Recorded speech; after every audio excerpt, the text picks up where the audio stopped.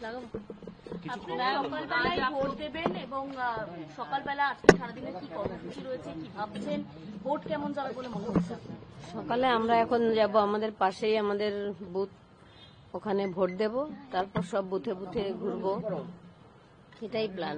গতকাল রাত থেকে এখনো পর্যন্ত কোনো খবর এসেছে কোথাও কোনো অশান্তি আপনার বিধানসভা এলাকার মধ্যে?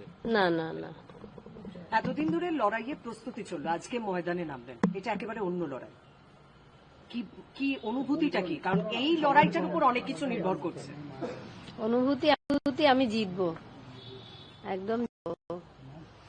আর মিডিয়া বন্ধুদের সবাইকে বলবো, এতদিন যে আমাদের সাথে রয়েছেন আপনারা, এটা সত্যি আপনাদের কৃতজ্ঞতা জানানোরও ভাষা নেই আমার। সবাইকে অন্তর থেকে একদম ভালোবাসা দিই, আর আপনারা আমাদের সঙ্গে এভাবেই সহযোগিতা করবেন, তাহলে আমি নিশ্চয়ই আমার মেয়ের বিচার ছিনিয়ে আনতে পারবো।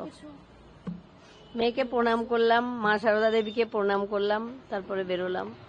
ইতিমধ্যে অনেক কিছু শুনতে হচ্ছে। হ্যাঁ, ওগুলো আমার মেয়ে বলতো হসপিটাল থেকে এসে, মা ওরা সবাই আমাকে হিংসা করে, তো আমি তো ওরকম না, আমি গায়ে মাখবো না। আমি সেই মেয়ের থেকে শেখা কথাটাই বলবো, যে আমি তো ওরকম নই, তাই আমি কিছুই গায়ে মাখবো না। এতটা আত্মবিশ্বাস কি মেয়ের থেকে? একদম।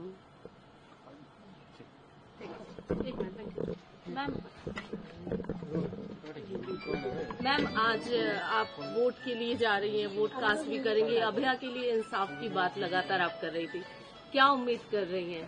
जनता, बंगाल की जनता आपको वोट करेंगी?